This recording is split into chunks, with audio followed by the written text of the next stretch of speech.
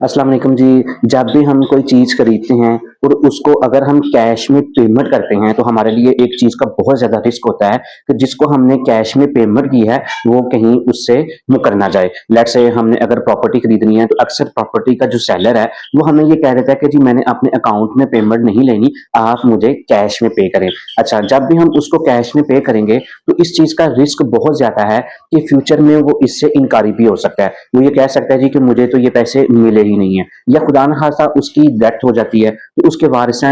वारिसान भी ये चीज़ कह सकते हैं कि आपने हमारे वालिद साहब को तो पेमेंट की ही नहीं थी, या उसकी खुदा न खास्ता ऐसी मेडिकल कंडीशन हो सकती है जिससे वो भूल सकता है कि आपने उसको कैश में पेमेंट की थी। आज की इस वीडियो के अंदर हम इसी चीज़ के ऊपर बात करेंगे कि जब भी आप किसी को कैश में पेमेंट दें, तो आपने उसको कैसे महफूज करना है ताकि फ्यूचर में आपको इस तरह की सूरत हाल का सामना ना करना पड़े। वीडियो देखने से पहले आपसे रिक्वेस्ट करेंगे कि इस वीडियो को एंड तक जरूर देखिएगा ताकि आपको 100% प्रैक्टिकल सिचुएशन का पता चल सके। अच्छा जी, जब भी हम कोई प्रॉपर्टी खरीदते हैं या कोई एसेट खरीदते हैं, लेट्स से कोई गाड़ी खरीदते हैं, तो हम लोग उसकी कैश में पेमेंट कर रहे होते हैं, या इवन अगर हम कोई प्रॉपर्टी रेंट पे लेते हैं, तो उसमें भी हम एडवांस के तौर पे टोकन के तौर पे कुछ पेमेंट हम लोग एडवांस में कैश में दे रहे होते हैं। अच्छा, अब क्या होता है, देखिए जब भी आप किसी को कैश में पेमेंट देने लगे, तो आपने क्या करना है कि आपके पास दो रास्ते हो सकते हैं। मार्केट के अंदर जो आजकल सूरत हाल चल रही है, उसमें क्या होता है कि जब भी हम किसी को कैश में पेमेंट करते हैं, तो वो उसका एक वीडियो बयान रिकॉर्ड करवा लेते हैं,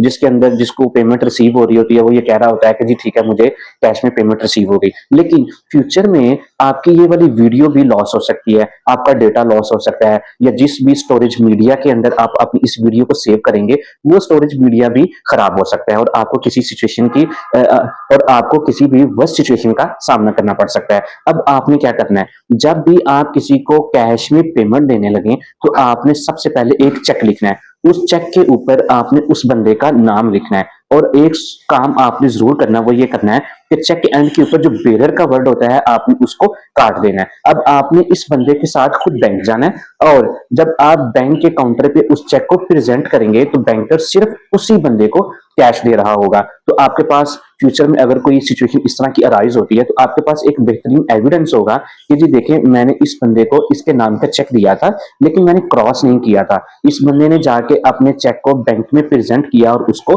कैश मिल गया। और जब उसके ऊपर आप डेटेड को काट देंगे, तो इसका ये मतलब होगा कि जिसका नाम लिखा हुआ है, उसके अलावा कोई भी बंदा उस चेक को कैश नहीं करवा सकता। अच्छा, दूसरी चीज, अगर वो ये कहता है कि चेक के ऊपर आप मेरा नाम ना लिखें, आप मुझे ओपन कैश का चेक लिख के दें, तो तब आपने क्या करना है,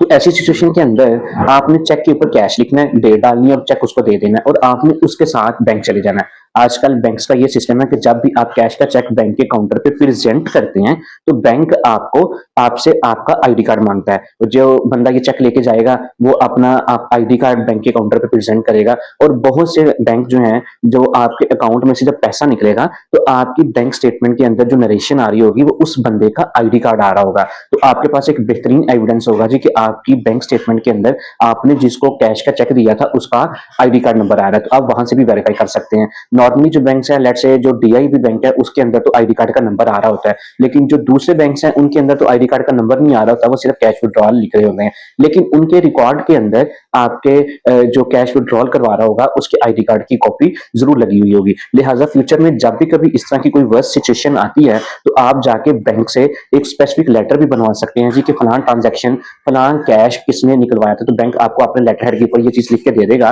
कि फलान डेट को फलान अमाउंट फलान आईडी कार्ड के थ्रू आपके अकाउंट में से निकली है। तो इस तरीके से आप अपनी कैश की ट्रांजैक्शंस को सिक्योर कर सकते हैं। तो उम्मीद है कि आपको आज की ये वीडियो प्रैक्टिकल नॉलेज के हवाले से आपके लिए इंफॉर्मेटिव होगी। तो इस वीडियो को अपने दोस्तों के साथ भी जरूर शेयर करें, ताकि फ्यूचर में वो किसी भी तरह के लॉस से बच सकें। अस्सलाम वालेकुम।